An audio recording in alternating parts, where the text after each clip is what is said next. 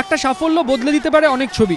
ম্যাচের আগে এই কথাই লোবো বার্তোসদের বুঝিয়েছিলেন ইস্টবেঙ্গল কোচ আর্মান্দো কোলাসো।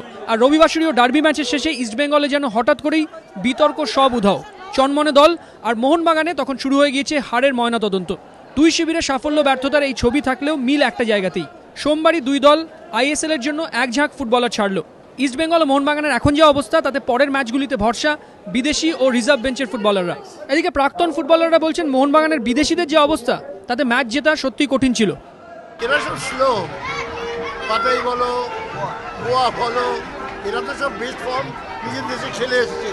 অতএব এখানে এসে ভাবি যে ইন্ডিয়া স্ট্যান্ডার্ড খারাপ চালিয়ে দেবো, তা তো নয়। কিছু প্লেয়ার তো খেলতেও পারে। গোয়া সে তো কোথায় কি খেলছে ভগবান, বল একটু করে পাস করে দিচ্ছে। মঙ্গলবার বিকেলে ডার্বির হারের ময়নাতদন্ত নিয়ে বৈঠকে বসছে মোহনবাগানের টেকনিক্যাল কমিটি। থাকার কথা টিডি সুভাষ ভৌমিকেরও।